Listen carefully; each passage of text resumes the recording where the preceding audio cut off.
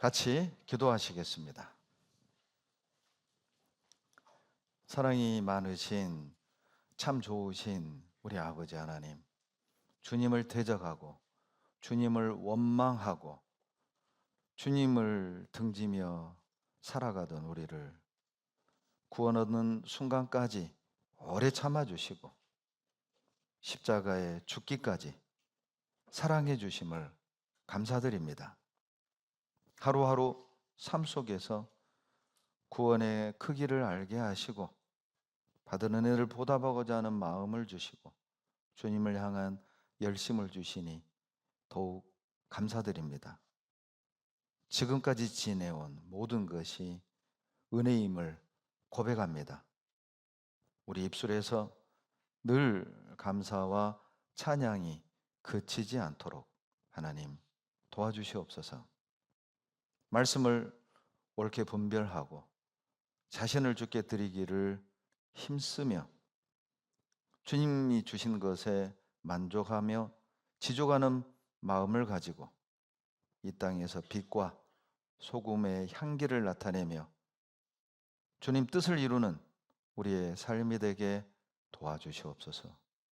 죄와 구별되어 하나님의 뜻을 이루며 하나님의 영광을 나타내는 삶이 되도록 인도해 주시기를 간구드립니다.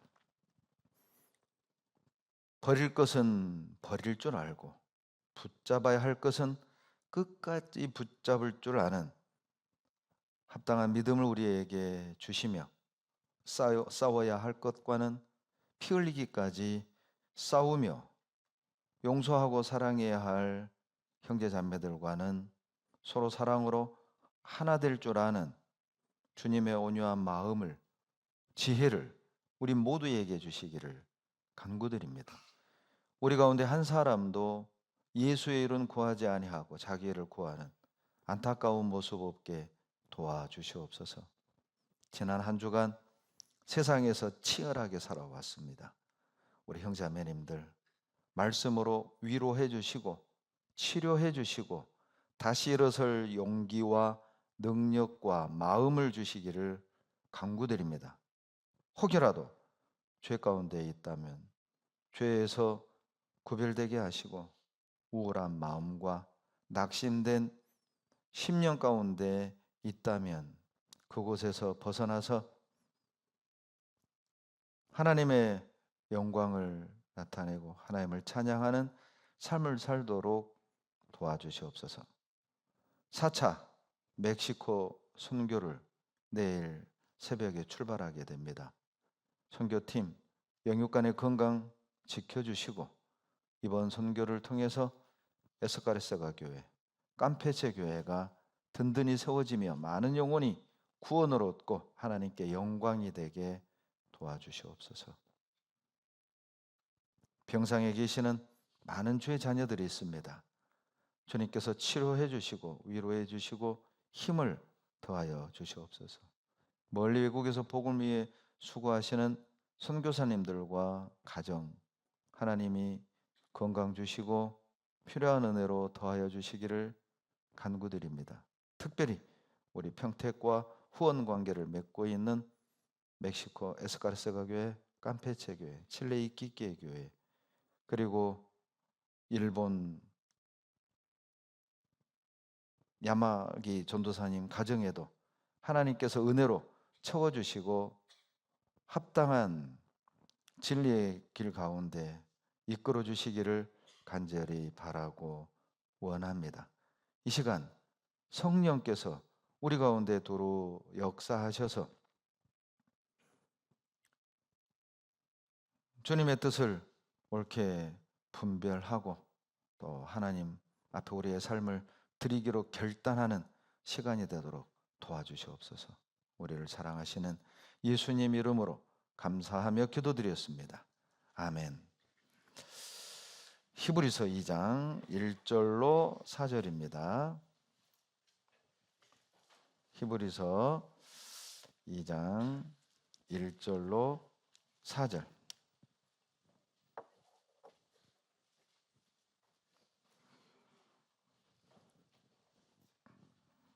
신약성경 354페이지입니다. 히브리서 2장 1절로 4절 다 같이 읽겠습니다.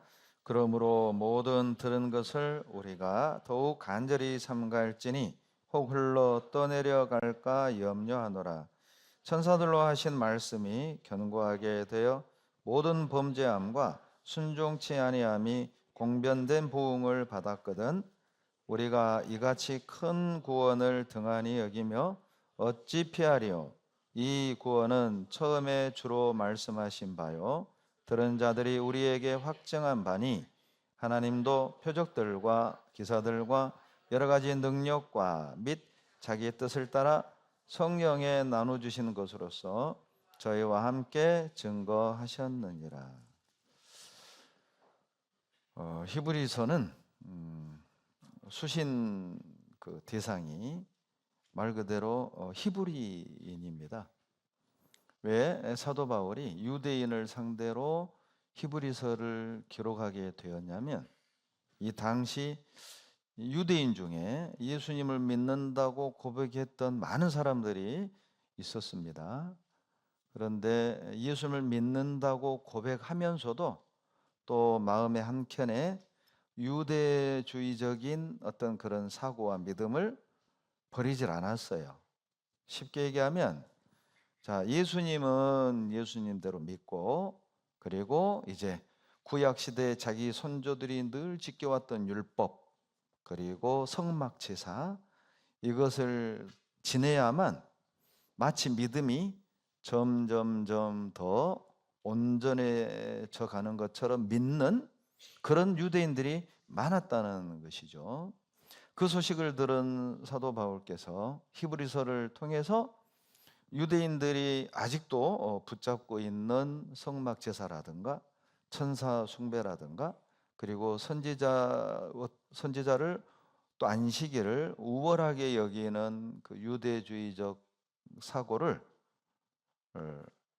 그 모든 것들은 예수님의 그림자고 예수님이 참 형상이라는 것을 논증하는 내용이 바로 히브리서입니다. 그래서 히브리서를 쭉 읽다 보면 더 나은, 더 좋은 이런 표현이 한 13번 이상이 나옵니다. 그래서 혹자는 히브리서의 주제를 영어 한 단어로 말하라 한다면 the better, 더 나은, 더 좋은 이것이 히브리서 주제라는 것이죠. 왜냐하면 예수를 믿는다고 하면서도 구약의 율법주의 제사와 성막 제사와 그리고 그 성막에 드리는 그 제물에 이렇게 탁 매여 있는 그 유대인들을 향해서 그것은 그림자다. 예수님의 더 좋은 제물이고 더 좋은 제사장이고 더 확실한 소망이다. 새 언약이다. 이런 논증을 하는 내용이기 때문에 히브리서 주제를 더 better, 더 나은이라고 말하는 것입니다. 이 히브리서가 기록될 당시에도 다양한 이단들이 있었습니다. 그리고 예수님을 믿는다고 말은 하면서도 그 이단의 영향을 받는 많은 유대인들이 있었던 것이죠. 그래서 히브리서 13장 9절에 보면 여러 가지 다른 교훈에 끌리지 마라 경고하고 있습니다. 왜 히브리서 13장 9절에서 여러 가지 다른 교훈에 끌리지 마라고 경고하겠습니까? 예수님을 믿는다고 하면서도 여러 가지 다른 교훈에 이단적 사상에 영향을 받고 있고 끌려가기 때문에 하는 말이죠. 이단이 다른 게 이단이 아니라 예수님을 믿는 척 하면서도 예수님만으로는 구원 얻지 못하고 예수 믿는 건 기본이고 거기에다 뭔가를 하나 더 깨달아야만 구원을 이루어가고 완전한 구원을 얻는 것처럼 말하는 것 이것이 이단이죠.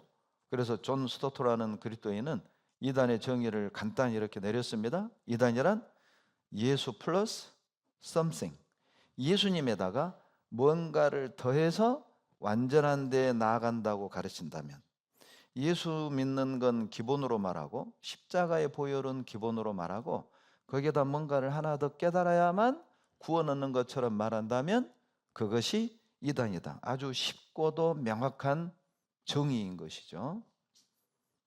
바로 이 히브리서를 기록할 당시에 그런 다른 교훈들, 여러 가지 이단적인 가르침들이 있어서 흔들렸던 것입니다. 왜? 그렇다면 왜 예수님을 믿는다고 말하면서도 그런 이단적인 가르침에 흔들리는 걸까? 왜 예수님을 믿는다고 말하면서도 그런 다른 이단의 교훈에 끌려가는 걸까? 그 많은 이유가 있지만 오늘 한 가지 이유를 말한다면 구원의 크기를, 구원의 가치를 알지 못하기 때문이라는 거예요. 그래서 오늘 말씀 제목이 이같이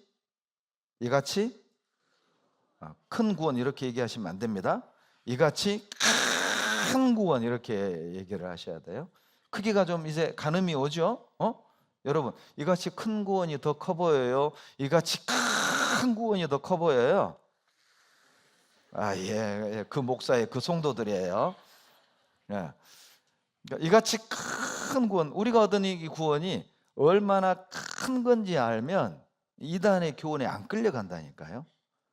누가 뭐라고 해도 흔들리지 않는다니까요. 왜 떠내려갑니까? 왜 흘러갑니까? 이 구원이 얼마나 큰 건지를 몰라요. 우리 그 역사 속에 그런, 이게 진짜 실화인가 싶을 정도로 재밌는 일화가 있잖아요. 서구 열강이 아프리카를 점령을 할 때 어때요? 원주민들이 뭐 하얀 돌을 가지고 공기죽기를 하는 겁니다. 가만히 봤더니 그 공기죽기 하는 돌이 다이아몬드였던 것이죠. 그런데 이 원주민들은 다이아몬드의 가치를 모르니까요. 그래서 이 백인들이 사탕 하나하고 다이아몬드하고 바꿨다고 하잖아요. 자, 원주민들은 왜 다이아몬드 하나와 사탕 하나로 교환을 한 겁니까? 이유가 뭐죠? 그러죠. 다이아몬드의 가치를 모르기 때문이에요. 런던에서 있었던 일입니다. 추운 겨울 어느 날 허름한 행색을 한 어떤 아저씨가 이제 악기점에 들어와서 메고 있던 바이올린을 내려놓고 $5만 달라고. 그래서 당신이 바이올린 가지라고. 이 배고파 죽겠는데 바이올린이 무슨 소용이냐는 겁니다. 그리고 이제 이 악기점 주인은 이 궁색한 행색을 한 이 사람이 불쌍해서 $10를 주고 그 악기를 샀단 말이죠. 그리고 이제 이 악기가 무엇인고 하고 이렇게 닦으면서 이렇게 자세히 살펴보니까 1704년 작품이었던 거예요. 그 유명한 바이올린을 하는 사람들은 꼭 한번 구경하고 만져보고 싶어하는 유명한 바이올린 뭡니까? 스트라디바리. 1704년 작품이었던 거예요. 그리고 그것을 2006년에 경매에 붙였습니다. 36억에 팔렸어요. 자, 만약에 그 허름한 행색의 주인이 그게 36억 원짜리였다는 걸 나중에 안다면 어땠을까요? 누가 그러더라고. 하고 자빠졌을 거래요. 그래요. 하고 자빠졌을 거예요. 세상에 36억인 줄을 모르니까 몇 달러에 팔아버린 거예요? $5에 팔았다니까요. 그런데 주인이 좋아가지고 $5 더 줘서 $10가 된 거예요. 그러니까 가치를 모르면 $5에 넘기는 거예요. 가치를 모르면 그냥 함부로 대할 수밖에 없다는 거예요. 구원의 가치가 그렇습니다. 내가 얻은 이 구원이 얼마나 큰 것인지 모르면 떠내려 간다니까요. 그 구원을 끝까지 붙잡지 못하고 그냥 놔버리는 거예요. 재밌는 얘기가 있습니다. 어떤 골동품 그 수집가가 이제 등산을 하고 이렇게 내려오는데 산 아래에 허름한 국밥집에 국밥 한 그릇 먹고 나오는데 그 마당에 개가 있는 거예요. 그런데 그 개 밥그릇이 보니까 골동품이었던 거, 골동품. 그러니까 이제 이 골동품 수집가가 그 개 밥그릇이 탐나는 겁니다. 그래서 가는 척 하다가 다시 돌아와 가지고 그 국밥집 할머니에게, 할머니 저 개 저에게 파시죠? 할머니가 안 판다고. 이 개가 있어서 잔반도 처리하고 집도 지키고 얼마나 많은 일을 하는데 안 판다고. 그러니까 이 골동품 수집가가 할머니, 그러면 내가 이 개값 2배 쳐드릴게. 팔으라고. 안 판다니까요. 3배 쳐드릴게. 안 판다니까요. 5배 쳐드릴게. 안 되는데 하면서 이제 개를 팔았어요. 5배를 받고. 그리고 이제 이 골동품 수집가가 개를 데리고 딱 가는 척 하다가 다시 돌아와서 하는 말이, 할머니, 이제 개 없으니까 이 밥그릇 필요 없죠? 제가 가져갑니다. 할머니가 뭐라고 했어요? 야, 이 양반아, 내가 이 밥그릇 때문에 개를 지금 몇 마리째 팔고 있는데, 야, 뛰는 놈이 왜? 나는 놈. 그러니까 할머니는 이게 뭔지는 몰라. 뭔지는 모르는데 사람들이 요것만 보고 개를 사가는 거예요. 그러니까 요거는 안 주고 계속 개만 팔고 있는 거예요. 그러니까 이게 골동품인 줄 모르고 얼마나 귀한 건 줄 모르니까 개? 밥그릇으로 쓰는 거예요. 우리가 얻은 구원이 얼마나 큰 건지 모르면은요, 너무 쉽게 얘기하는 거예요. 근데 괜히 구원받았네. 괜히 구원받았네. 내가 얻은 구원이 얼마나 큰 건지 모르면 그렇게 철없는 얘기를 한다니까요. 마치 철없는 아이들, 철없을 때 여러분 어땠어요? 다른 친구들 다 운동하셨는데 나만 고무신이에요. 그러면 막 불평하잖아요. 운동화도 안 사줄 거면서 나를 왜 낳아가지고. 제 얘기 아닙니다. 이게 철없는 자식이잖아요.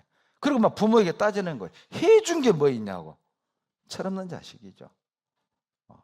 부모님의 사랑을 모르니까, 그 크기를 모르니까.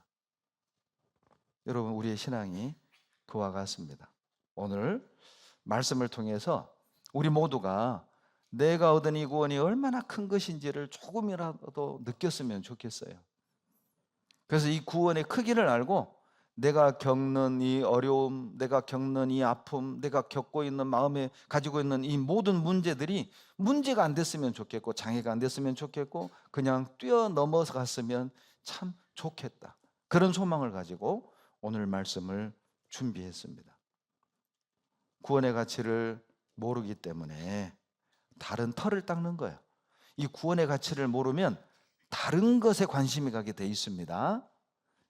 히브리서 6장 1, 2절을 보시죠. 히브리서 6장 1, 2절입니다. 히브리서 6장 1, 2절 같이 읽겠습니다. 그러므로 우리가 그리스도 도의 초부를 버리고 죽은 행실을 회개함과 하나님께 대한 신앙과 세례들과 안수와 죽은 자의 부활과 영원한 심판에 관한 교훈의 털을 다시 닦지 말고 완전한 데 나아갈지니라. 6장 1절에 보면 많은 이 당시 사람들 중에, 히브리인들 중에 예수님의 도의 초보를 버리는 사람들이 있었어요. 여러분, 예수님 그리스도의 도의 초보가 뭘 의미하냐면 구약에 나타난 예수님으로 말미암아 성취된 교훈들을 말하는 겁니다. 예수님이 오셔서 성취된 구약에 많은 말씀들이 있잖아요. 근데 그걸 모르고 버리는 겁니다. 그리고 이제 다른 뭐 좋은 거 없는가? 다른 교리 없는가?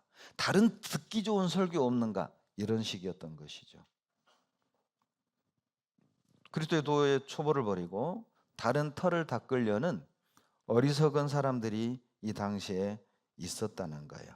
그래서 6절에 보면 끝까지 그 다른 털을 닦는 데서 예수님의 말씀으로 돌아서지 않는다면 그 사람은 처음부터 구원이 아니라는 겁니다.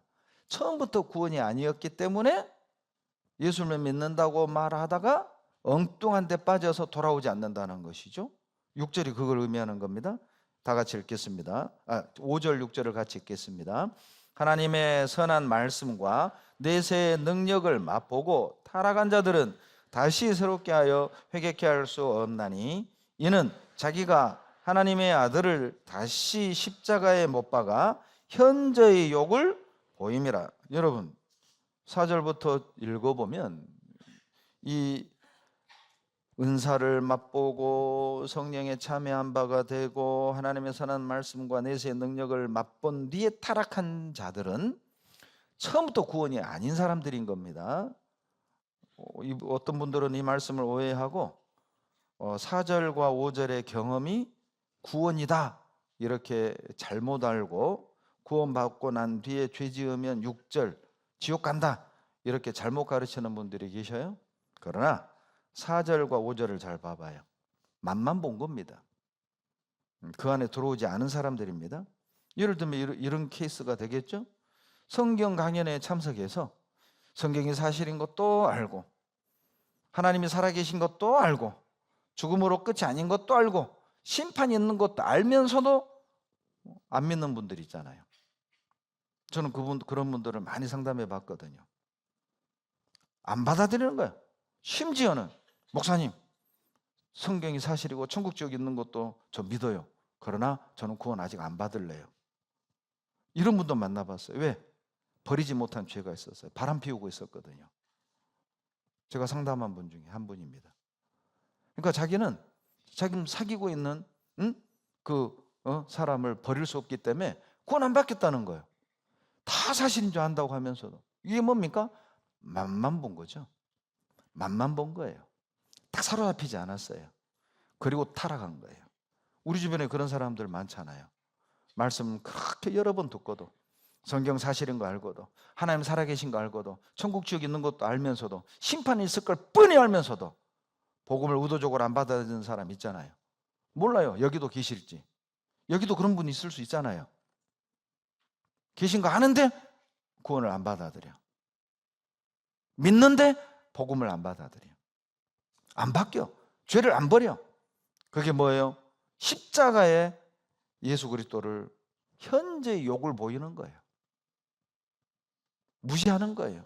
난 안 믿어. 복음을 들어놓고도 난 안 믿어. 이거 뭐 욕 보이는 거잖아요. 예수님을 무시하는 거죠. 여러분, 돌이키지 않으면, 마음을 바꾸지 않으면 영원한 멸망밖에 없습니다. 다른 교훈에 미혹되지 않으려면 구원이 얼마나 큰 것인지를 먼저 아셔야 해요. 저는 이제 볼링은 제가 안 해봤습니다. 볼링에 킹핀이 있다고 해요. 킹핀? 예? 킹핀이 뭐죠? 누가 그러더라고. 가장 큰 핀이래. 아닙니다. 핀 사이즈는 다 똑같아요. 핀 크기는 다 똑같아요. 킹핀이 뭐냐면 5번입니다. 5번. 딱 정중앙에 있는 핀이 5번이에요. 저도 오늘 설교하려고 인터넷 들어가서 한번 봐봤어요. 킹핀이 뭐야 봤더니 핀이요. 하나, 둘, 셋, 5개 이렇게 이렇게 서요. 그게 이제 거기에서 딱 가운데 있는 핀이 킹핀이에요. 그러니까 공으로 그 5번을 때리면 10개가 그 모든 핀이 다 넘어질 확률이 높다는 것이죠. 그래서 킹핀이라고 하는 겁니다. 5번만 잡아뜨리면 다 자빠지는 거예요. 여러분, 우리 신앙의 킹핀이 있습니다. 우리 신앙의 킹핀이 뭐죠? 바로 예수 그리스도예요. 예수님의 신성과 우리의 구원이죠. 예수님의 신성을 어때요? 무너뜨리면 우리 신앙의 모든 것이 다 무너지는 겁니다. 예수님이 하나님이라는 사실을 그 사실을 딱 넘어뜨리잖아요. 다른 모든 것이 다 넘어지는 거예요. 우리 구원의 부분을 딱 잡아뜨리잖아요. 그러면 모든 신앙이 다 자빠지는 거라니까요. 그러니까 마귀는 여러 가지 다른 교훈을 들어서 예수님이 하나님이라는 사실을 부정하게 만들고 우리가 얻은 이 구원이 부족한 것처럼 느끼게 만든다는 겁니다. 그러니까 떠내려 가는 거예요. 그렇게 열심히 봉사하다가도 떠내려 가고, 그렇게 같이 교제하던 사람들이 떠내려 가고. 생각해 보세요. 얼마나 많은 사람들이 평택교회를 지나갔습니까? 그들이 다 여기 남았다면 5천 명 될걸요? 그런데요, 구원받았다고 한정하고 있다가 사라지고 봉사하다가 사라지고 그런 분들이 얼마나 많아요. 지금 여기 있는 분들 중에는 떠내려가는 사람이 없기를 바랍니다. 그러려면 내가 얻은 구원이 얼마나 큰 것인지를 알고 있어야 해요. 구원의 크기를 아는 사람은 마치 배가 항구에 탁 정박돼 있어서 로프로 꽁꽁 묶어놓은 배와 같아요. 태풍이 불어도 흔들리기는 해도 망망대로 떠내려가진 않잖아요. 그런데 이 배를 만약에 항구에 묶어놓지 않으면요, 파도 치는 대로 바람 부는 대로 이 배는 떠내려가게 돼 있어요. 구원의 크기를 깨달은 사람들, 구원의 크기를 아는 사람들은 이 항구에, 교회라는 항구에, 예수님이라는 항구에 소망의 닷을 탁 내리고 튼튼한 말씀의 줄로 묶어놓은 것 같아요. 그러니까 어떤 바람이 불어도 어떤 파도가 쳐도 흔들릴지언정 떠내려가지는 않는다는 것이죠. 히브리서 2장 1절로 돌아가 봅니다. 히브리서 2장 1절에 보면 그러므로 모든 들은 것을 우리가 더욱 간절히 삼갈지니 혹 흘러 떠내려갈까 염려하노라. 여러분, 어떤 사람이 흘러 떠내려가는 겁니까? 이 들은 것을요 삼가하지 않는 사람들입니다. 이 말씀을 삼가하지 않는 사람들은 반드시 떠내려갈 가능성이 높아요. 삼가하다는 말이요, 요즘 좀 잘 안 쓰는 말이잖아요. 삼가하다라는 이 사전적 의미가 이렇게 되어 있습니다. 특별한 주제에 마음을 기울이고 주의를 집중시켜 생각하는 것, 이게 삼가하다예요. 여러분, 말씀 들을 때 삼가하십니까? 자, 풀어서 설명할게요. 여러분, 말씀 들을 때 마음을 기울이고 주의를 집중해서 듣습니까? 이렇게 들어야 떠내려가지 않는다는 거예요. 그런데 말씀을 들을 때 삼가하지 않는 사람, 말씀을 습관처럼 듣는 사람, 말씀 들을 때마다 조는 사람, 말씀 들으면서도 지금 딴 생각하는 사람, 그 사람 반드시 떠내려갑니다. 그리고 이 말씀에 집중 못하고요 들락날락하는 사람들 있죠? 떠내려갈 가능성이 있다니까요. 여러분, 왜 에덴 동산에서 마귀는 아담을 찾아가지 않고 하와를 찾아갔을까요? 왜 아담을 유혹하지 않고 하와를 먼저 유혹해서 선악과를 따먹겠을까요? 여러분, 마귀가 아주 지혜롭습니다. 마귀가 아주 나쁜 존재이지만 이 배워야 될 게 하나 있는데 전도의 지혜를 배우셔야 돼요. 마귀도 나름 전도했잖아요. 그러죠? 어떻게 전도했어요? 자기 뜻을 따라오도록 전도했잖아요. 그런데 마귀도요 사람 봐서 덤빕니다. 아담을 다가가지 않았어요. 왜? 아담은 하나님 말씀을 직접 들었잖아요. 하나님 말씀에 삼가하는 사람이란 말이에요. 그런데 하와는요 하나님의 말씀을 아담에게 한 다리 건너 들었잖아요. 그러니까 하와는 아담보다 하나님 말씀을 붙들지 않았던 겁니다. 하나님 말씀에 삼가하지 않았던 것이죠. 말씀에 삼가하지 않는 사람은 마귀의 밥이에요. 마귀가 찾아가는 겁니다. 그리고 마귀가 넣어주는 생각을 가감없이 걸러내지 못하고 받아들이잖아요. 말씀에 삼가하는 사람, 말씀에 집중하는 사람은 이상한 생각도 들어올 수 있고 어떤 형제에 대한 미움도 들어올 수 있고 갈등이 있을 수도 있고 세상을 향한 욕망도 있을 수 있고 있잖아요. 그런데 말씀에 삼가하는 사람들은 말씀이 그걸 걸러내거든요. 이건 아니다, 이렇게 하면 안 되지, 하나님 뜻은 아니지. 그런데 말씀에 삼가하지 않는 사람은 자정 능력이 없어요. 걸러낼 능력이 없어요.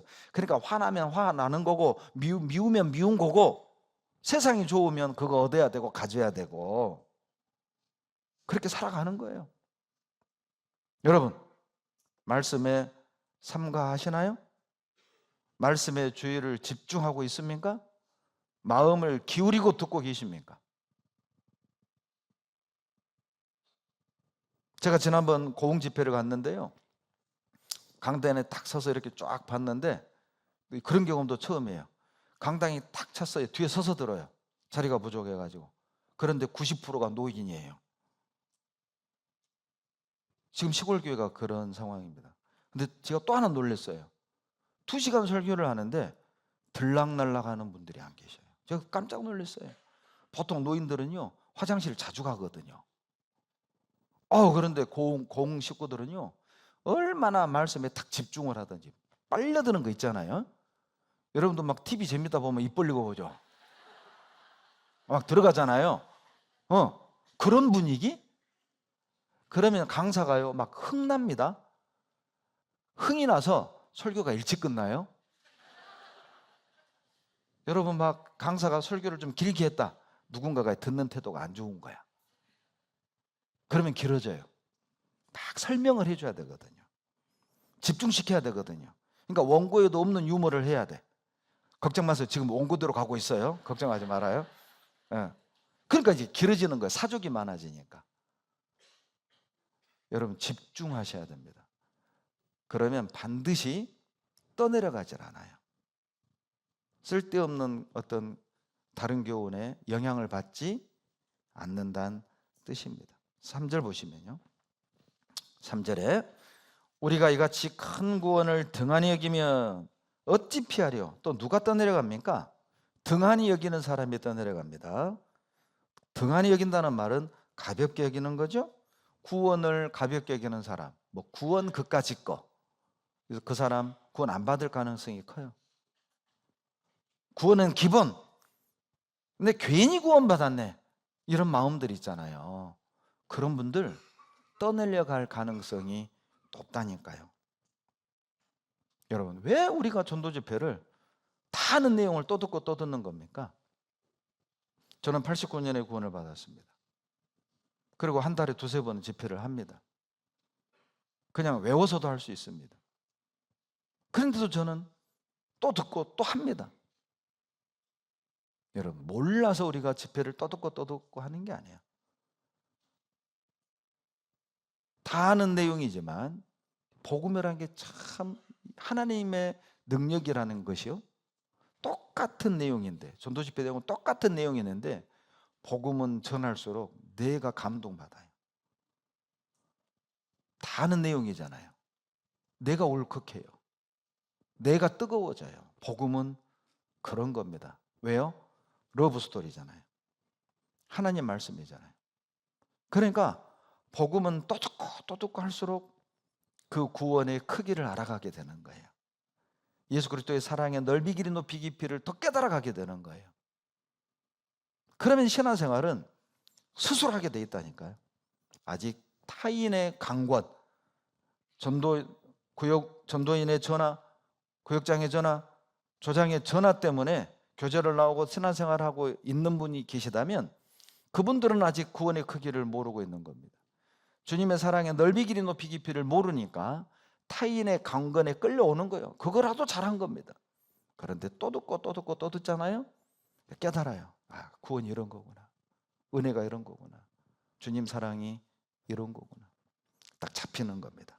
구원에 사로잡히고 주님의 사랑에 딱 사로잡히고 고린도후서 5장 14절에 그리스도의 사랑이 우리를 강권하시는도다. 끌고 가는 거예요. 사랑에 빠지면 어때요? 책 펴도 아가씨 얼굴이 떠오르고 그러죠. 그냥 멍하니 그냥 정신 나간 마냥 하늘을 봐도 그 사람 얼굴이 보이고 그 만나고 싶고 만났는데 또 만나고 싶고 목소리 듣고 싶고 피곤하지만 또 그 사람 만나면 힘이 나고 멀어도 가고 그리고 그 사람이 좋아하는 건 더 해주고 싶고 그 사람이 싫어하는 건 자제하게 되고 그게 fall in love with 사랑에 빠진다고 하잖아요. 신앙생활은 fall in love with Jesus 예수님과 사랑에 빠지는 거예요. 사랑에 푹 빠지면은 주님 말씀 듣고 싶고 만나고 싶고 그분이 기뻐하는 건 해드리고 싶고 그분이 싫어하는 건 그냥 자제하게 되고 피곤하지만 가고 자연스러워지는 거예요. 스스로 하는 거라고. 구원의 크기를 알게 되면 변화됩니다. 그렇게 여러분 삼가하지 않고 등한히 여기면 떠내려갑니다. 여러분 태풍 속에 태풍이 불 때 우리 가끔 그런 뉴스 보잖아요. 막 바람에 떼굴떼굴 굴러가는 거 보시죠? 그런데 어때요? 꽉 박힌 전봇대 꽉 붙잡고 있으면 날아갈 듯 팔랑팔랑 하지만은 그 확 잡고 있으면 안 날아가잖아요. 아무리 홍수가 그냥 세차게 불어도 어때요? 큰 바위에 묶여있는 로프를 꽉 잡고 있으면 팔랑은 그래도 안 떠내려가잖아요. 아무리 세상살이 힘들고 아무리 고난이 있고 또 위기가 있어도 어때요? 내가 이 큰 구원 붙잡고 있으면 안 떠내려 간다니까요. 구원의 크기를 모르니까 조금만 힘들어도 휙 세상으로 가고, 조금만 기분 나빠도 휙 세상으로 가고, 조금만 아파도 그냥 휙 세상으로 가고, 조금만 내 마음에 안 들어도 그냥 휙 나 교제 안 나가, 봉사 안 해. 너무너무 쉽게 툭툭 던지는 거예요. 나 누구 보기 싫어서 안 가, 나 누구 때문에 안 해. 너무너무 쉽게 던지는 거예요.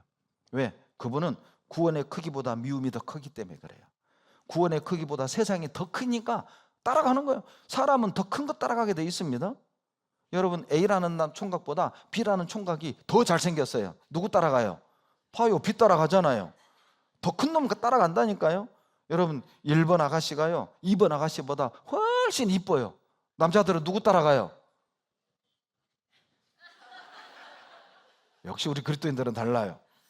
1번 따라간다니까요. 더 큰 거 따라가게 돼 있다니까요. 구원이 나에게 제일 크면 딱 붙들게 돼 있어요. 일이 더 크잖아요. 일 따라가요. 게임이 더 크잖아요. 게임 따라가요. 술이 더 크잖아요. 술 따라가요. 죄가 더 크잖아요. 죄 따라가요. 구원이 더 크잖아요. 딱 붙들린다니까요. 뭐가 크세요? 나에게 뭐가 큽니까? 내 자존심입니까? 내 감정입니까? 아니면 구원입니까? 주님의 은혜입니까? 십자가입니까?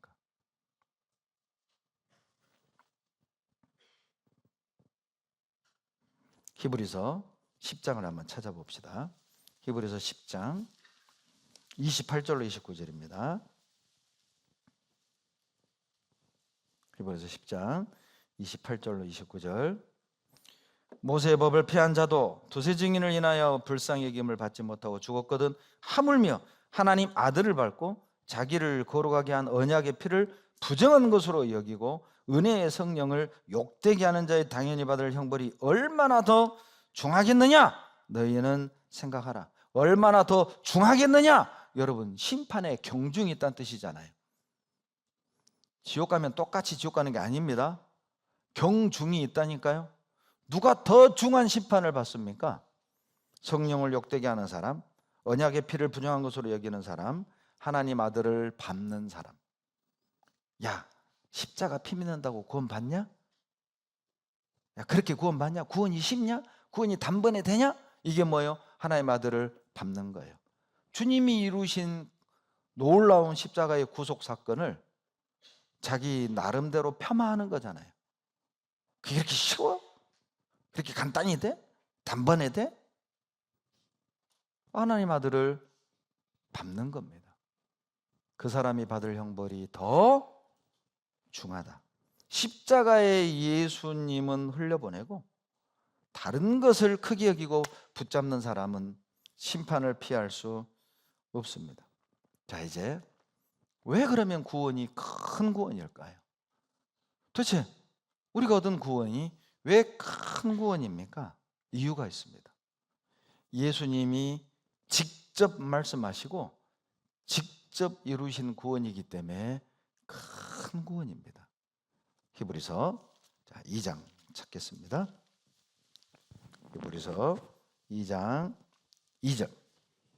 천사들로 하신 말씀이 견고하게 되어 모든 범죄함과 순종치 아니함이 공변된 보응을 받았거든. 우리가 이같이 큰 구원을 등한히 여기면 어찌 피하리요? 같이 읽습니다. 이 구원은 처음에 주로 말씀하신 바요 들은 자들이 우리에게 확증한 바니라. 여러분, 2절에서요 천사들로 하신 말씀은 율법이라고 생각하시면 됩니다. 하나님이 천사를 통해서 율법 주셨잖아요. 율법 어겨도 심판을 받았는데 천사들을 통해서, 선지자들을 통해서 주신 말씀 어겨도 심판을 받았는데 하물며 구원은 어때요? 예수님이 직접 말씀하시고 예수님이 직접 이루신 구원이잖아요. 이 구원의 말씀을 등한히 여기고 믿지 않는 자들이 받을 형벌은 얼마나 크겠냐는 거예요. 결국 이 말씀이 주는 또 하나의 교훈은 예수님의 말씀은 최종 권위를 갖는다, 그 뜻이에요. 히브리서 1장에 보시면요, 1장 1절에 옛적의 선지자들로 여러 부분과 여러 모양으로 우리 조상들에게 말씀하신 하나님이 이 모든 날 마지막에 아들로 우리에게 말씀하셨으니 이 아들을 만유의 후사로 세우시고 또 저로 말미암아 모든 세계를 지으셨느니라. 여러분, 1절에 옛적에는 선지자들을 통해 말씀하셨지만 2절에 이제 마지막 우리 시대에는 아들로 직접 얘기했단 말입니다. 그런데 이 아들이 누구냐? 세계를 지으신 창조주라는 거예요. 이 아들 예수 그리스도는 창조주 여호와 하나님이시라는 거죠. 그러니 구약은 선지자들을 통해서 주신 말씀이지만은 신약은 예수님이 직접 하신 말씀 아니냐. 그러니까 이 신약 예수님의 말씀은 최종 계시고 최종 권위를 갖는다는 겁니다. 그러니까 우리가 성경을 공부할 땐 그림자적인 구약의 말씀을 최종 권위자이신 예수님이 직접 하신 말씀인 신약을 통해서 구약을 이해해야 한다는 거예요. 왜냐? 신약은 참 형상이신 예수님의 말씀이고 구약은 그림자잖아요. 그러니까 참 형상을 통해서 그림자를 이해하고 분석하는 것이 올바른 성경 공부법이다. 이단들의 특성은 뭔지 아세요? 상징적이고 애매한 구약을 들어서 예수님의 말씀을 둘러 엎어버리는 거예요. 이것이 이단입니다. 그러니까 이단들이 거의 대부분 상징과 애매모호한 구절들을 자의적으로 해석을 해버려요. 예수님의 말씀이 최종 권위입니다. 그래서 마태복음 5장 21절로 22절에 이런 표현들이 가끔 있죠. 옛사람에게 말한 바 살인치 말라. 누구든지 살인하면 심판을 받게 되리라 했다는 것을 너희가 들었으나 나는 너희에게 이르노니. 나는 너희에게 이르노니. 무슨 뜻이죠? 예수님의 말씀은 구약 위에 있다는 거예요. 율법 위에 있다는 것이죠. 율법은 어때요? 약속하신 것이 오시기까지 효력이 있잖아요. 그분이 바로 예수 그리스도시잖아요. 예수님이 오셔서 율법의 계명을 다 이루셨죠. 어느 계명이 크니까? 주님이 말씀하셨죠. 마음을 다하고 뜻을 다하고 목숨을 다하여 주 너의 하나님을 사랑하라 하셨으니 이것이 크고 첫째 되는 계명이고 둘째는 이와 같으니 내 이웃을 내 몸같이 사랑하라 하셨으니 이 두 계명이 온 율법과 선지자들의 강령이니라. 율법의 목적은 사랑입니다. 율법이 말하는 것은 사랑입니다. 하나님 사랑하고 사람 사랑하는 거예요. 그런데 예수님이 십자가 위에서 이루셨죠. 주님의 마지막 유언 다 이루었다.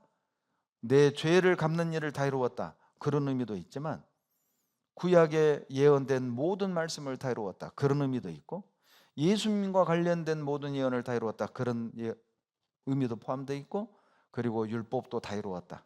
율법은 사랑은 율법의 완성이라고 말씀하셨잖아요. 십자가 위에서 하나님을 사랑하고 죄인을 사랑하는 그 사랑을 다 이루신 거예요. 그러니 예수님 말씀이 최종 계시가 되는 거예요.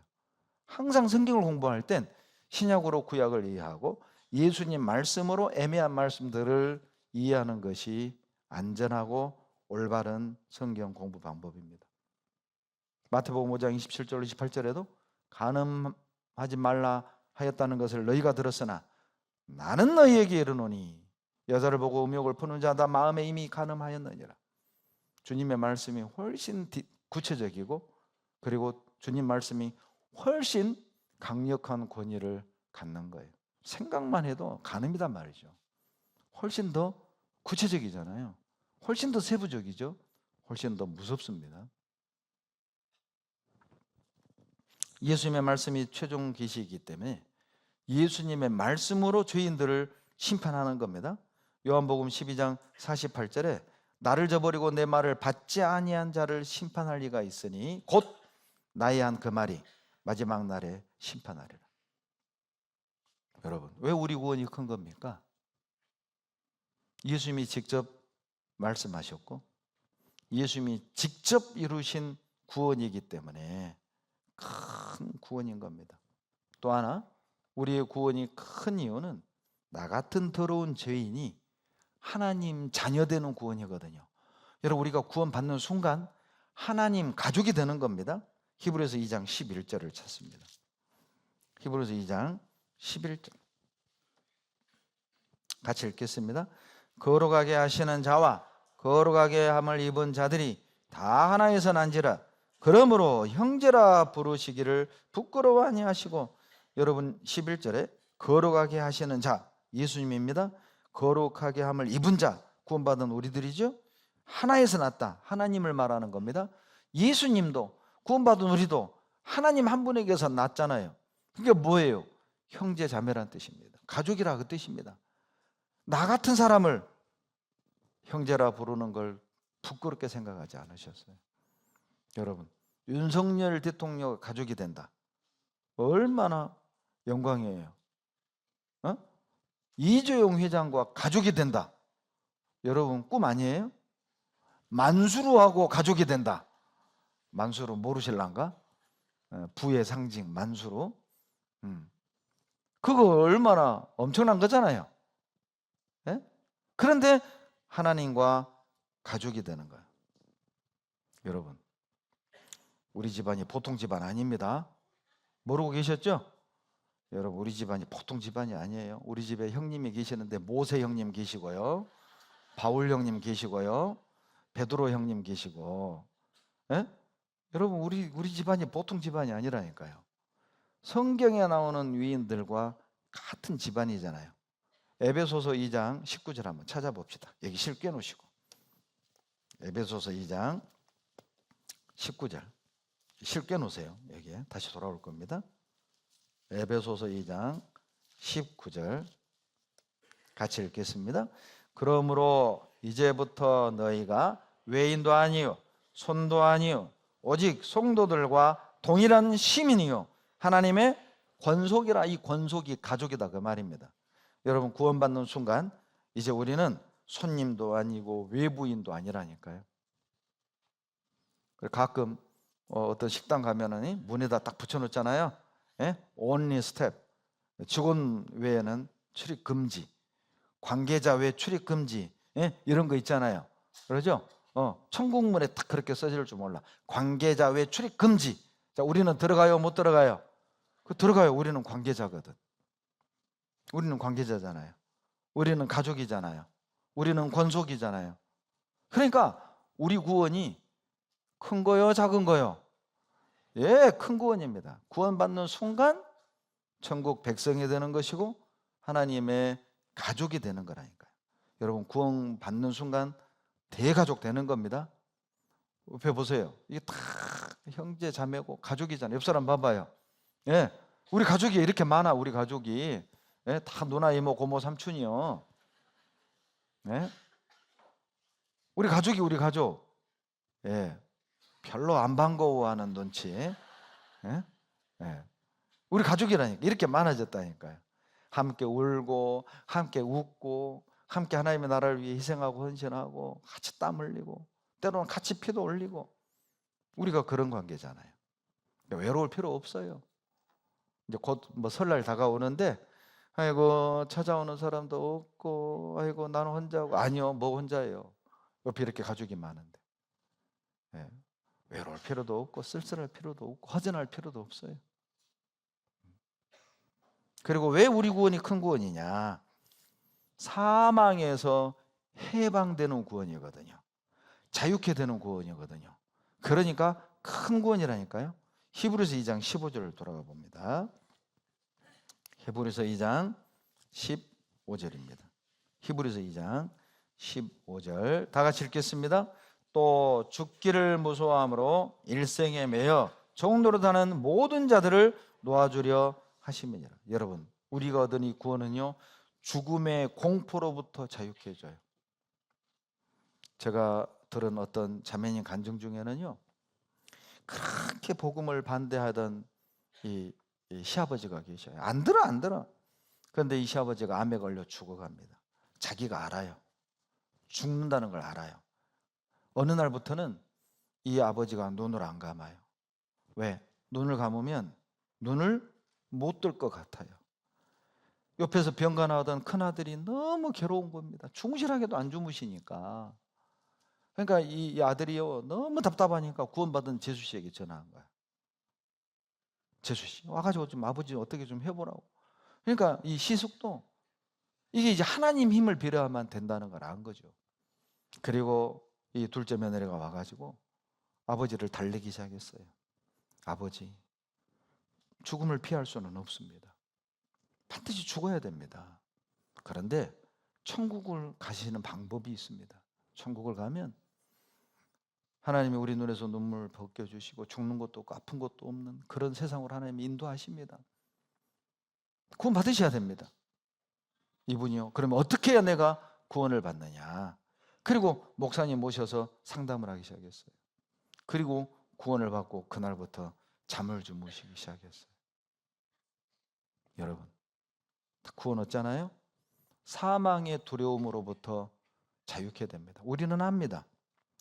구원 받고 죽으면 우리 영혼이 천국 갈 것도 알고 우리 육신은 화장이 돼서 가로로 돌아가지만 주님이 재림하시는 그날 우리 육신도 하나님이 부활하고 우리 영혼과 결합해서 영원한 천국에 들어갈 걸 우리는 알아요.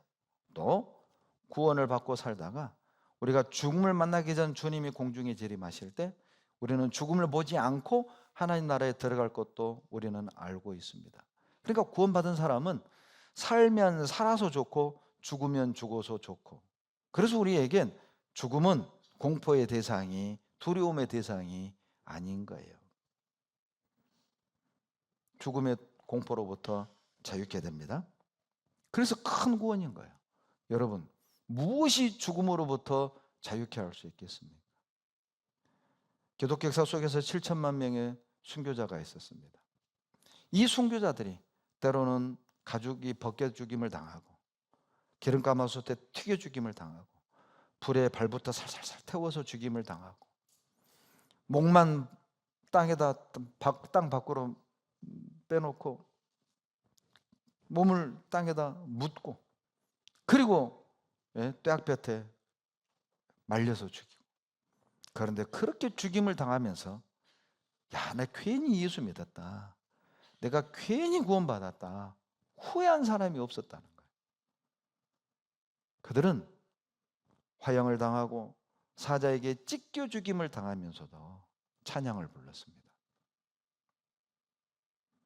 사형을 집행하는 사람들이 마음이 흔들리고 이제 그들이 예수를 믿고 구원을 받는, 그래서 들불처럼 복음이 전 세계로 확장됐잖아요. 우리가 얻은 이 구원은 그런 거라니까요. 감옥에서 찬양을 하는 우리 구원은 그런 거라니까요. 가난해도 감사하는 우리 구원은 그런 거라니까요. 모술병에 걸려도 우리는 견딜 수 있는 우리 구원은 그런 거라니까요. 살아서 좋고 죽어도 좋고 우리 구원은 그런 거라니까요. 무엇이 늙어감의 허무함으로부터 평안을 줄 수 있겠습니까? 무엇이 하루하루 죽어가는 죽음을 인식하면서 살아가는 그 고통으로부터 자유케 할 수 있겠어요? 구원 외에는 없어요. 곰곰이 생각해 보세요. 암에 걸려 죽어가는 사람에게 여보 집값 5배로 튀었대, 자유로울까요? 암에 걸려 죽어가는 사람에게 여보 우리 사위가 검사래 검사, 판사래 판사, 뭔 의미가 있을까요? 어떤 것도 죽음의 두려움으로부터 자유케 할 수 없어요. 그런데 주님이 내 죄를 대신하여 죽으셨다, 내 죄를 영원히 사하셨다, 그가 나를 대신하여 죽었다. 놀라운 것은 이 한 줄의 사실이 우리를 죽음으로부터 자유롭게 하는 거예요. 공포로부터 자유케 하는 거예요. 해방시키는 겁니다. 예수님의 피, 그거 외에는 없습니다. 우리 구원은 그런 구원입니다. 여러분, 왜 우리 구원이 큰 구원입니까? 단번에 이룬 구원이고 효과는 영원한 구원이니까 큰 구원입니다. 여러분, 세상에 그런 거 있어요? 단번에 효과는 영원히, 그런 거 있어요? 아무리 좋은 약도 그러죠? 그때뿐이에요. 아무리 좋은 약 먹어도 또 아파요. 아무리 명의를 만나도 또 병 걸릴 수 있어요. 효과가 영원한 게 뭐가 있을까요? 사람의 마음도 변합니다. 인간의 사랑도 변합니다. 그런데 우리가 얻은 이 구원은 단번에 이룬 구원이면서 효과는 영원하다는 겁니다. 그러니까 큰 구원이죠. 히브리서 7장 27절입니다. 히브리서 7장 27절. 저가 저 대제사장들이 먼저 자기 죄를 위하고 다음에 백성의 죄를 위하여 날마다 제사 드린 것과 같이 할 필요가 없으니, 같이 읽습니다. 이는 저가 단번에 자기를 드려 이루셨음이니라. 구약의 속죄제처럼 매년 제사 드릴 필요가 없다는 겁니다. 왜요? 주님이 단번에 이루셨거든요.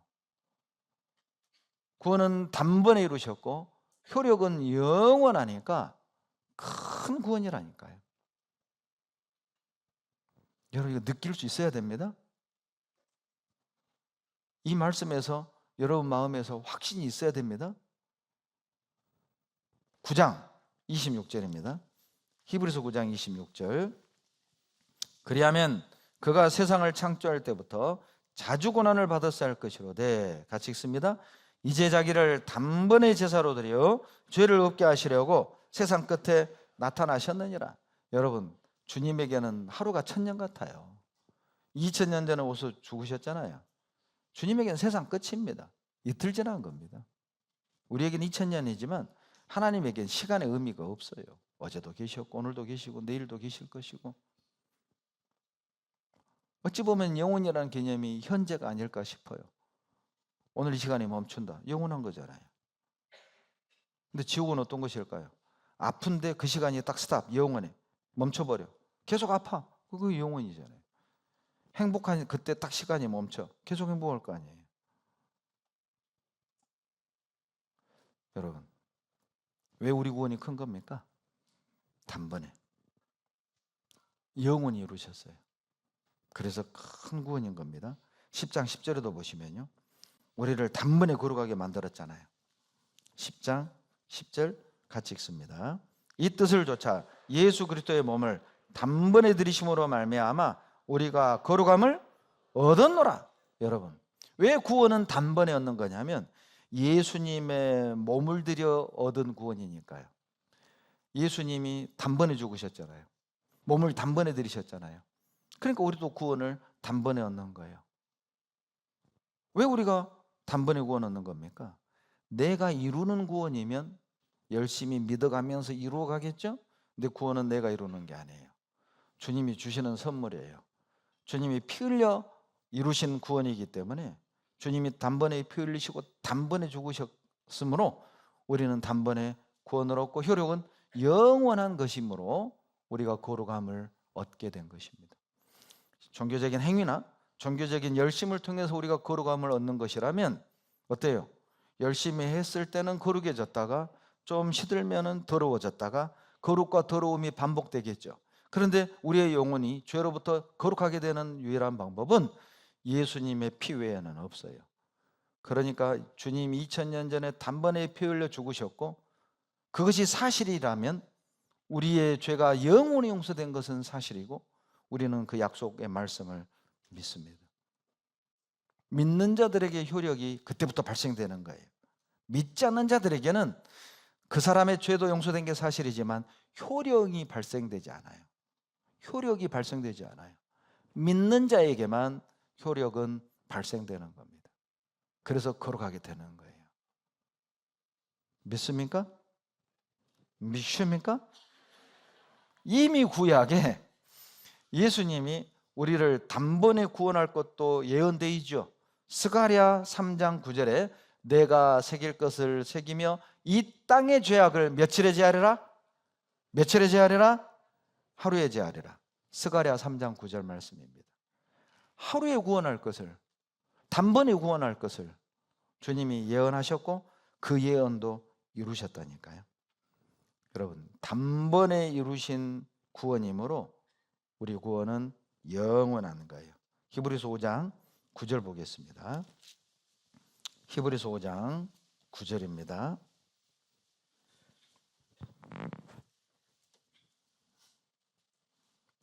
(5장 9절) 같이 읽습니다. 온전하게 되었은즉 자기를 순종하는 모든 자에게 영원한 구원의 근원이 되시고, 어떤 이단처럼 성경에 시대별 구원이 따로 있는 게 아닙니다. 어떤 이단들은 시대별로 구원의 방법이 다르고 구원자가 있다라고 가르쳐요. 그것 거짓말입니다. 히브리서 5장 9절을 보세요. 예수님은 시대별 구원의 근원이 아니라 영원한 구원의 근원이셔요. 예수님 외에 또 다른 구원의 근거는 없습니다. 예수님만이 구원의 기초, 뿌리, 근원이셔요. 이것은 영원한 거예요. 시대적으로 바뀌는 게 아닙니다. 그래서 5장 9절에 예수님은 영원한 구원의 근원이라고 못 박은 거예요. 시대적으로 구원의 방법이 달라지지 않습니다. 왜냐하면 예수님이 영원한 구원의 근원이시니까요. 예를 들어 봅시다. 자, 10억 빚을 졌어요. 부도가 났어요. 자, 10억 이거 결제하지 않으면 감옥 가야 되잖아요. 근데 10억 빚을 갚았습니다. 감옥 가요, 안 가요? 갈 필요 없잖아요. 왜냐? 결제했으니까, 빚 갚았으니까요. 똑같은 겁니다. 내 죄빚을 주님이 대신 갚으신 거예요. 그러니까 지옥에 갈 필요가 없는 것이죠. 이건 영원하잖아요. 영원히 갈 필요가 없어요. 왜? 내 죄를 영원히 갚았으니까요. 10억 갚으면 영원히 교도소 갈 필요 없잖아요. 10장 14절 보시죠. 히브리서 10장 14절입니다. 히브리서 10장 14절 같이 읽겠습니다. 저가 한 제물로 거룩하게 된 자들을 영원히 온전케 하셨느니라. 시대적으로만 온전케 한 게 아니에요. 어떤 시대에만 온전케 한 게 아니라 영원히 온전케 하셨어요. 예수님이 어떻게 해요? 자기 몸을 제물로 바쳐서. 구약 시대는 양 잡고 소 잡았죠. 양과 소, 짐승 피를 뿌려 거룩하게 됐죠. 그런데 우리 시대는요, 흠 없으신 하나님이 육신을 입고 이 땅에 오셔서 직접 십자가에 거룩한 피를 흘려서 그 피로 우리 죄를 영원히 용서하신 거예요. 그래서 우리는 영원히 온전케 된 겁니다. 내 죄의 형벌은 영원한 것이었는데 영원하신 하나님의 피 흘려서 우리에게 영원한 구원을 이루신 거예요. 정당한 대가를 지불하셨다. 법적인 대가를 지불하셨다. 그래서 우리는 법적으로 해방되고 자유케 된 겁니다. 그래서 우리의 구원이 큰 구원인 거예요. 또 하나, 왜 우리의 구원이 큰 구원입니까? 창조주 하나님이 대신 주고 이루신 구원이에요. 그러니까 큰 구원이죠. 히브리서 1장 돌아가 봅니다. 자, 히브리서 1장 2절로 3절 같이 읽겠습니다. 이 모든 날 마지막에 아들로 우리에게 말씀하셨으니 이 아들을 만유의 후사로 세우시고 또 저로 말미암아 모든 세계를 지으셨느니라. 이는 하나님의 영광의 광채시요 그 본체의 형상이시라. 그의 능력의 말씀으로 만물을 붙드시며 죄를 정결케 하는 일을 하시고 높은 곳에 계신 위엄의 우편에 앉으셨느니라. 왜 우리 구원이 큰 구원입니까? 2절 끝에 모든 세계를 지으신 그 하나님이, 3절, 그 하나님이 이 땅에 직접 오셔서 내 죄를 정결케 하는 일을 하셨기 때문에 우리의 구원은 큰 구원인 거예요. 골로새서 1장 16절에도 만물이 그에게 창조되되, 골로새서 1장 16절이죠. 예수님이 창조주라고 선언하고 있습니다. 로마서 11장 36절에는 만물이 주에게서 나오고 그로 주로 말미암고 주에게로 돌아갑니다. 무슨 뜻이죠? 모든 것이 주님에게서 나왔고 주님의 능력에 의해서 지금도 유지되어 가고 있고 주님의 영광을 위해 모든 것들이 존재한다. 로마서 11장 36절의 의미입니다. 모든 것이 주님에게서 나왔습니다. 지금도 이 세상 모든 것들은 주님에 의해 유지되고 있습니다. 그리고 이 세상 모든 피조물은 예수 그리스도의 영광을 위해 존재하는 것입니다. 그 창조주가 내 죄를 대신하여 피 흘려 죽어서 이루신 구원이기 때문에 큰 구원인 거예요. 히브리서 9장 23절을 찾습니다. 히브리서 9장 23절.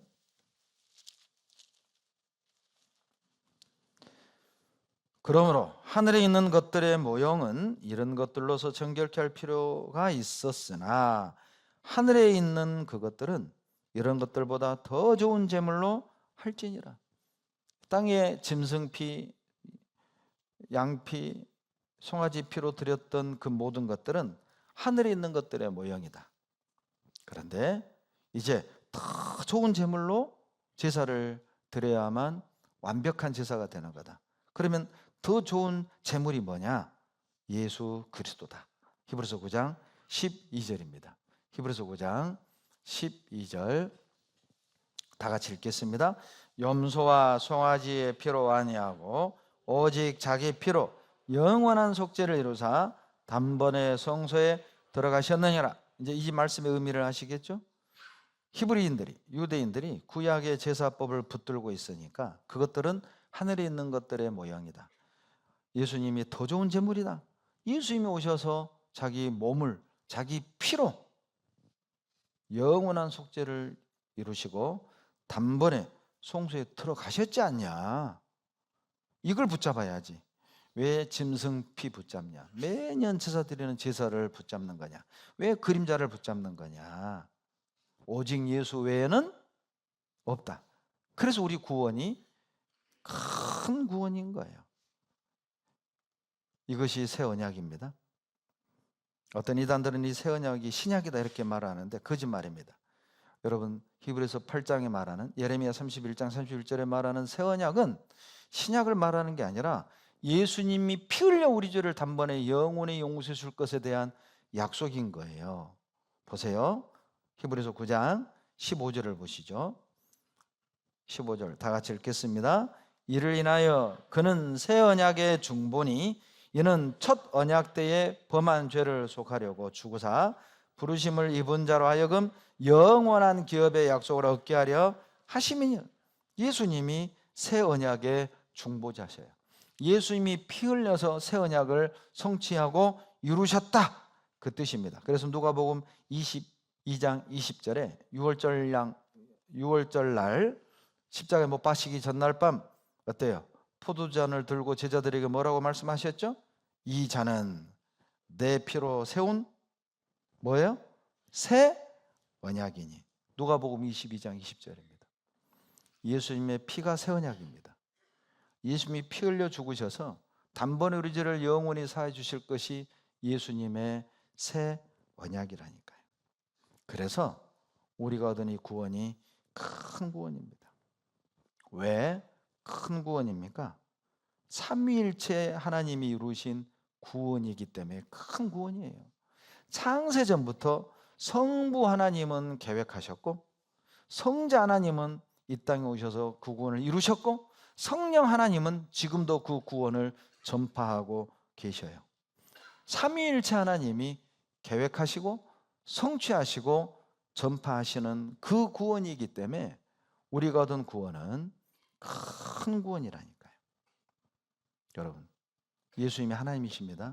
요한복음 10장 30절 보시죠. 요한복음 10장 30절. 요한복음 10장 30절 같이 읽겠습니다. 나와 아버지는 하나이니라 하시되, 나와 아버지는 하나라는 말은 내가 하나님이다 그 뜻이에요. 33절에 보시면요, 유대인들이 대답하여 하되 선한 일을 인하여 우리가 너희를 돌로 치려 하는 것이 아니라 참남함을 인함이니 내가 사람이 되어 자칭 하나님이라 함이로다. 여러분, 나와 아버지는 하나다 그 말은 내가 하나님이다 이런 뜻이고요, 내가 하나님의 아들이다 그 뜻이 내가 하나님이다 그 뜻이에요. 우리는 유교적 관점에서 보니까 뭐야, 하나님은 아버지라고 그러고 예수님은 아들이라고 그러는데 어떻게 해야 예수님이 하나님이야? 유교 사고로 보니까 그러는 거예요.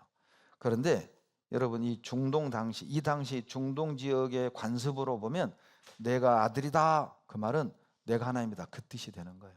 그러니까 유대인들이 예수님을 죽이려고 했던 거예요. 너가 하나님이라고? 그렇게 이해한 거예요. 보세요. 33절에도 너가 사람이 되어 자칭 하나님이라 함이로라. 이것이 예수님을 배척하고 유대인들이 예수님을 십자가에 못 박아 죽인 이유입니다. 그런데 그들은 예수님이 하나님이라는 사실을 믿지 않았잖아요. 지금도 동일합니다. 예수님이 하나님이라는 사실을 믿지 않는 자들이 예수님을 죽이게 되고 배척하게 되고 그들이 이단인 거예요. 예수님이 하나님이라는 사실을 믿지 못한 사람들은 구원 얻을 수 없어요. 왜냐? 예수님이 하나님이어야만 우리 구원이 완전한 구원이 되는 거예요. 먼저 고린도전서 8장 6절을 찾겠습니다. 고린도전서 8장 6절.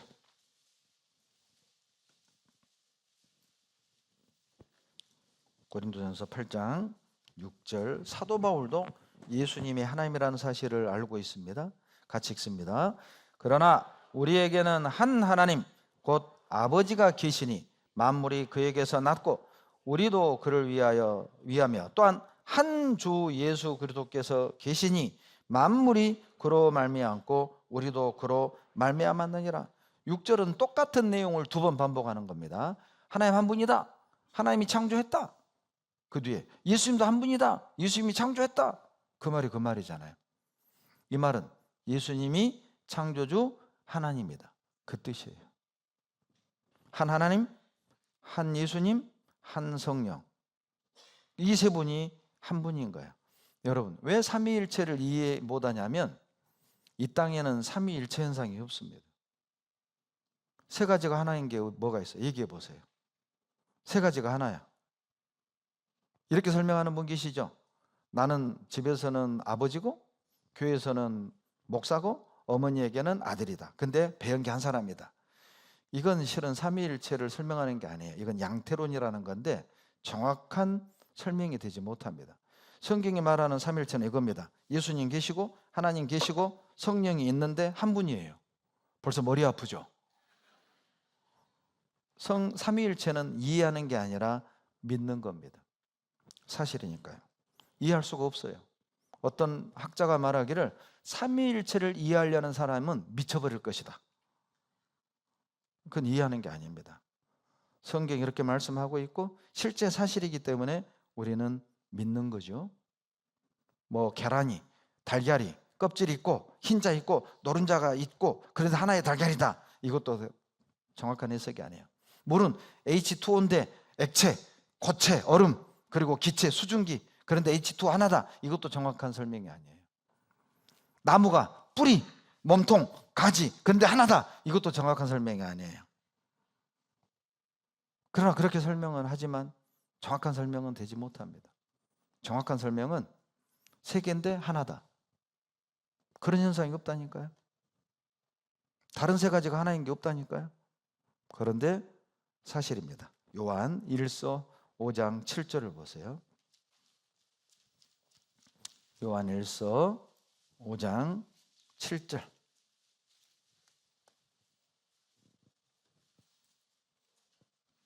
요한 1서 5장 7절 같이 읽습니다. 증거하는 이는 성령이시니 성령은 진리니라. 여러분, 다른 번역에는 이렇게 되어 있습니다. 자, 하늘에서 증거하는 이가 셋 있다. 아버지, 말씀, 성령. 그런데 이들이 하나다. 다른 번역본에 이렇게 되어 있어요. 뉴 킹 제임스 버전에 이렇게 번역이 되어 있습니다. 그러니까 영어 번역에 These three are one 이렇게 되어 있어요. 이 세 존재가, 이 세 가지가 원, 하나다. 아버지와 말씀, 요한복음 1장 19절에 말씀이 육신에서 우리 가운데 거하셨다고 그랬잖아요. 그 말씀이 예수 그리스도를 말하는 겁니다. the Father, 하나님, the Word, 예수님, the Holy Spirit, 성령이 these three are one. 이 세 가지가 하나다. 세 분이 한 분이다. 성경이 선언하고 있어요. 그래서 우리는 믿는 겁니다. 예수님이 하나님이기 때문에 우리를 구원할 수 있는 거예요. 사람은 할 수 없으되 하나님은 할 수 있느니라. 마태복음 19장 26절이죠. 예수님이 하나님이기 때문에 우리를 구원할 수 있는 겁니다. 요한일서 5장 20절입니다. 요한일서 5장 20절입니다. 같이 읽겠습니다. 또 아는 것은 하나님의 아들이 이르러 우리에게 지각을 주사 우리로 참된 자를 알게 하신 것과 또한 우리가 참된 자 곧 그의 아들 예수 그리스도 안에 있는 것이니 그는 참 하나님이시요 영생이시라. 예수님이 참 하나님이기 때문에 영생을 주실 수 있는 겁니다. 왜 그냥 하나님이라고 하지 않고 참 하나님이라고 하셨을까요? 예수님 외에는 다 가짜다 그 말이에요. 예수님 외에는 다 가짜 하나님입니다. Only Jesus is God. 오직 예수님만 참 true God, 하나님이에요. 참 하나님이에요. 예수님 이외에는 다 가짜 하나님입니다. 예수님이 참 하나님이기 때문에 우리에게 영원한 생명을 주실 수 있는 거예요. 그래서 우리 구원이 큰 구원입니다. 자, 이제 우리 스스로에게 질문할 차례입니다. 나는 무엇을 크게 여기고 있는가? 나에게 물으십시오. 나는 무엇을 크게 여기고 있는가? 여러분에게 구원은 큰 것입니까? 아니면 여러분이 하고 싶은 일이 큰 것입니까? 돈이 큽니까? 여가 생활이 큽니까? 자존심이 큽니까? 자식이 큽니까? 집이 큽니까? 집에 있는 애완견이 큽니까? 뭐가 커요? 뭘 크게 여기셔요?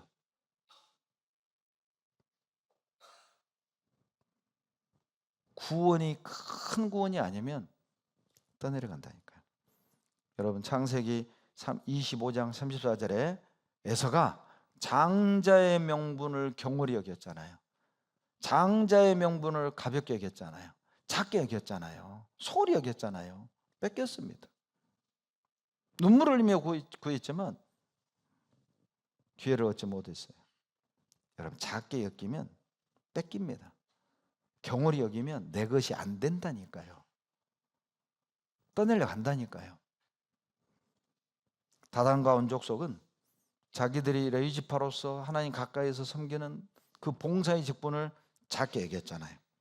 그러니까 민수기 16장 10절에 모세가 고라, 다단, 온 족속을 향해 하나님이 너와 내 모든 형제 레위 자손으로 너와 함께 가까이 오게 하신 것이 작은 일이 아니오늘 너희가 오히려 제사장의 직분을 구하느냐?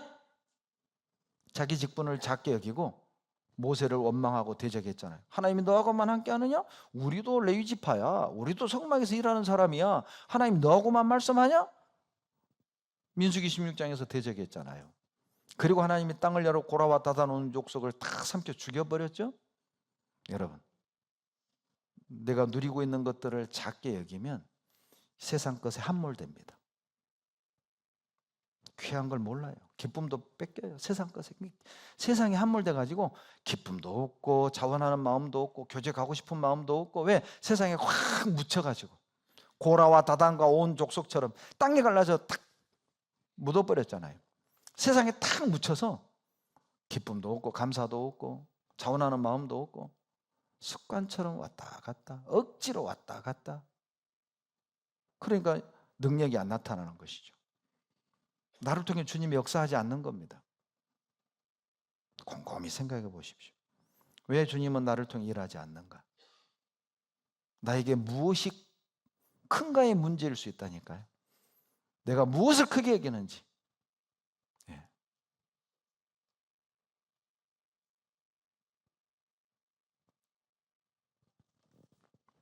바울은 십자가를 크게 여겼습니다. 그래서 빌립보서 3장 7절로 8절에 내가 전에 유익하게 여기던 모든 것을 그리스도를 위하여 다로 여기면 또한 모든 것을 해로 여김은 내 주 그리스도 예수를 아는 지식이 가장 고상함을 인함이라. 바울에게는요, 명예, 지식 다 똥처럼 여겼어요. 예수님을 아는 지식이 가장 컸기 때문에 가장 가치 있는 것으로 알았어요.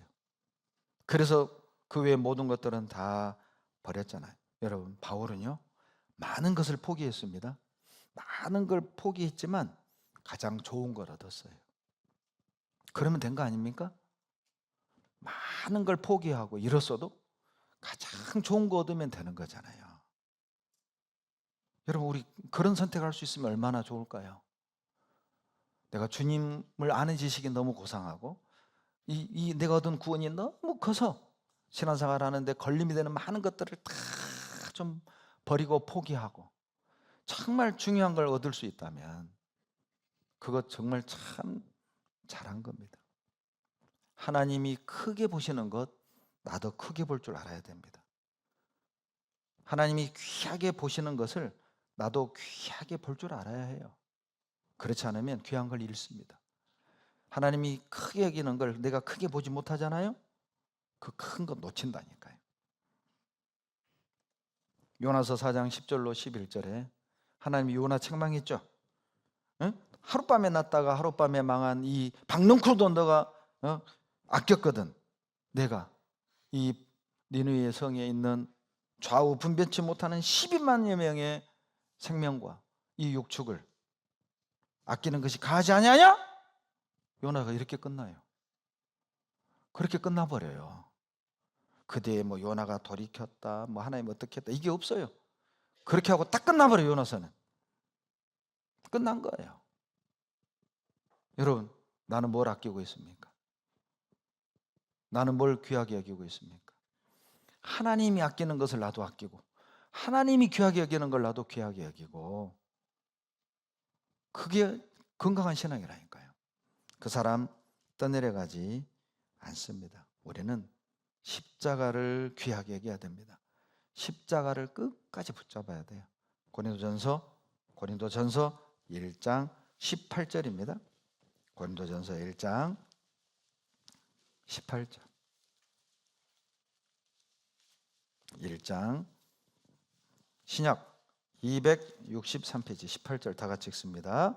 십자가의 도가 멸망하는 자들에게는 미련한 것이요 구원을 얻는 우리에게는 하나님의 능력이라. 예, 이단들은 십자가를요 가볍게 생각하죠. 구원 얻는 우리에게는요 십자가는 하나님의 능력입니다. 우리에게 십자가는 전부라니까요. 2장 2절 보시죠. 내가 너희 중에서 예수 그리스도와 그의 십자가에 못 박히신 것 외에는 아무것도 알지 아니하기로 작정하였습니다. 바울의 간증입니다.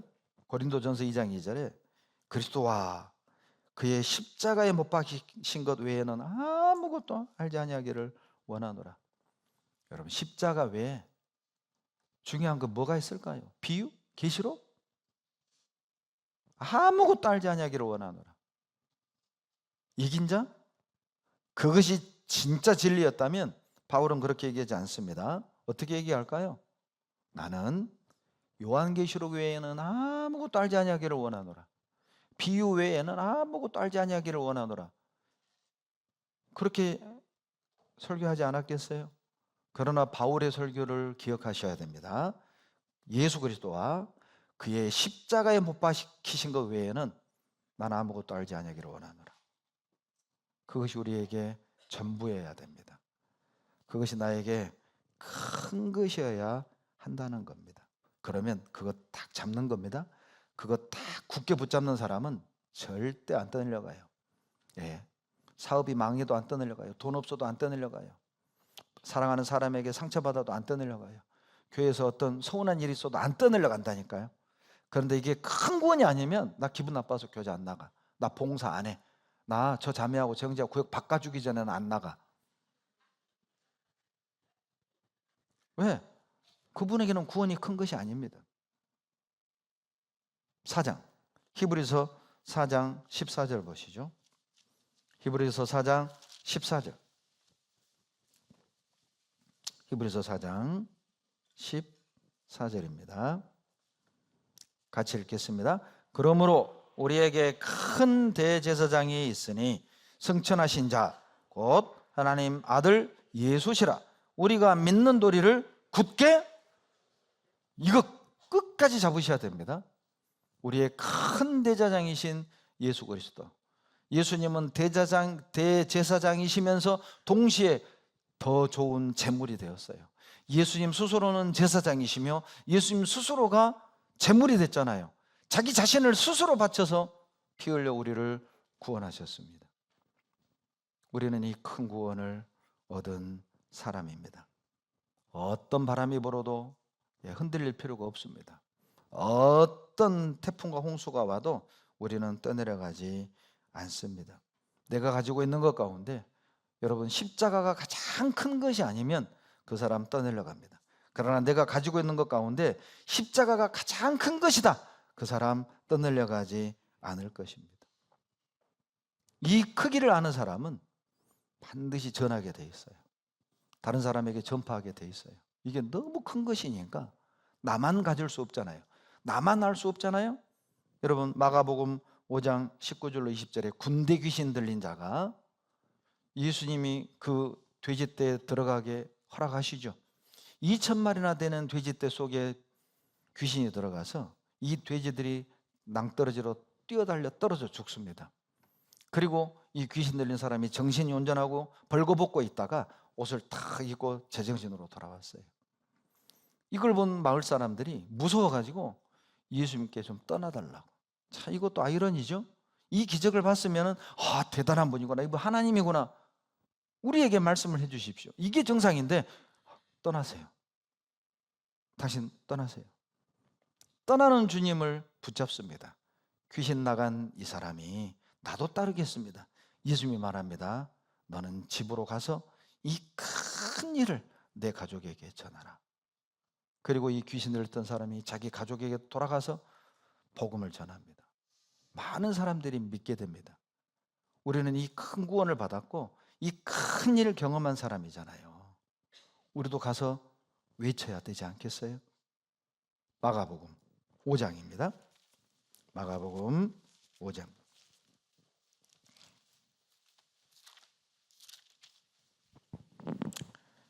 19절로 20절 같이 읽겠습니다. 허락지 아니하시고 저에게 이르시되 집으로 돌아가 주께서 내게 어떻게 큰 일을 행하사 너를 불쌍히 여기신 것을 내 친속에게 고하라 하신대, 그가 가서 예수께서 자기에게 어떻게 큰 일을 행하신 것을 데가볼리에 전파하니 모든 사람이 기이 여기더라. 우리도 이 큰 일을 경험한 사람이죠. 우리도 큰 구원 얻은 사람이잖아요. 이제 가서 전파하십시오.